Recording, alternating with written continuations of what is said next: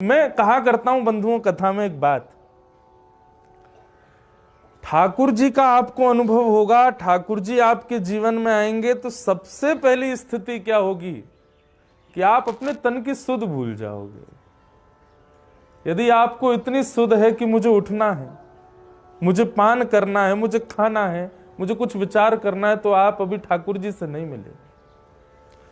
ठाकुर जी का किंचित भी अनुभव यदि होगा तो सबसे पहले आप तन शुद्ध भूल जाओगे, आपको देह शुद्ध नहीं होगी। ठाकुर जी का अनुभव होगा तो आपको समय का पता नहीं चलेगा, कब कब में समय निकल जाएगा। ठाकुर जी का अनुभव होगा तो शारीरिक इंद्रियों की जो जो व्यवस्थाएं और जो जो अवस्थाएं स्थिति होती हैं, उनका विचार आपके चिंतन में नहीं आएगा। आप अजीब सी स्थिति में चले जाओगे। मैं कोई निंदा नहीं कर रहा हूं, मुझे बहुत प्रिय है वो भजन, राम आएंगे तो अंगना सजाऊंगी, राम आएंगे तो दीप जलाऊंगी, राम आएंगे तो भोग लगाऊंगी। पर मैं कहूं तो राम आएंगे तो आप कुछ भी नहीं कर पाओगे, तब समझो कि राम आए हैं। स्थिति सुनी विदुरानी की, जो अस्त व्यस्त वस्त्र में है, जिसको यह भी भान नहीं कि मुझे कुछ धारण करना है, जिसको यह भी भान नहीं कि ठाकुर जी आए मैं पाटा तो सीधा रखूं, जिसको यह भी भान नहीं कि मैं ठाकुर जी को छिलका खिला रही हूं कि गुठली, ठाकुर जी को फल खिला रही हूं कि छिलका। ऐसी स्थिति आ जाएगी जब ठाकुर जी आएंगे। और एक बात निश्चित है बंधुओं, ठाकुर जी यदि आपको दर्शन देने का मन बनाएंगे तो सबसे पहले स्वप्न में दर्शन होगा। प्रत्यक्ष ठाकुर जी सीधे आपके सन्मुख आ जाएं ऐसा नहीं है। 3 सीढ़ियां हैं। सबसे पहली सीढ़ी है स्वप्न में ठाकुर जी का अनुभव होगा। या तो ठाकुर जी दिखेंगे, या ठाकुर जी का धाम दिखेगा, या ठाकुर जी का चिंतन और ठाकुर जी की उपासना, ठाकुर जी की रसलीला गाने वाले वैष्णव दिखेंगे। और अशोभनीय रूप में नहीं दिखेंगे, शुभ रूप में दिखेंगे। नृत्य करते हुए दिखेंगे, कीर्तन गाते हुए दिखेंगे, कथा सुनाते हुए दिखेंगे वैष्णव। धाम का दर्शन स्वच्छ रूप में होगा, और या फिर स्वप्न में ठाकुर जी की अनुभूति होगी। तो ये प्रथम सीढ़ी है। ठाकुर जी यदि मिलने का मन बनाएंगे सबसे पहले स्वप्न में आएंगे। ठाकुर जी यदि मिलने का मन बनाएंगे तो दूसरी स्थिति क्या होगी? अनुभूति।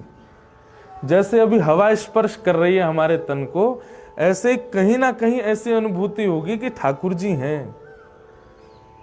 मैं कहता हूं कथाओं में, फिर इत्र की सुगंधी आने पर यह नहीं लगेगा कि कोई फ्रेग्रेंस की दुकान पास में, यह लगेगा कि श्याम सुंदर तो नहीं घूम रहे हैं।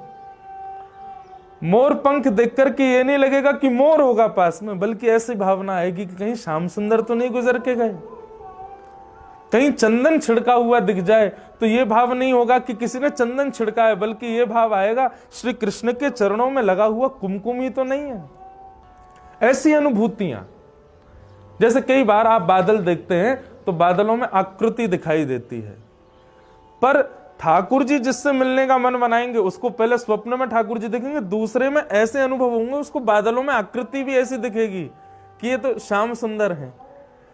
कई बार मार्बल में सुंदर सुंदर आकृति बनी रहती, तो मार्बल में भी वो देखेगा तो उसको लगेगा नहीं श्याम सुंदर है। वो वृक्ष की आकृति देखेगा तो वहां भी श्याम सुंदर है।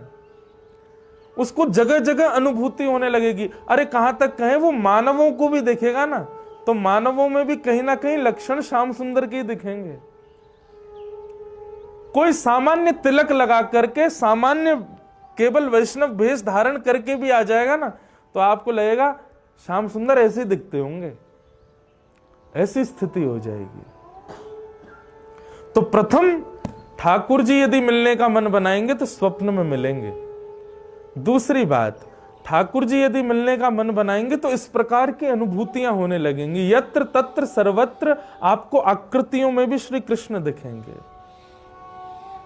और तीसरा, ठाकुर जी मिलने का मन बनाएंगे तो फिर ये विचार नहीं करेंगे कि आप कहां हो, किस भाव में हो, कैसे हो। वे सन्मुख आकर के आपको प्रत्यक्ष दर्शन देंगे।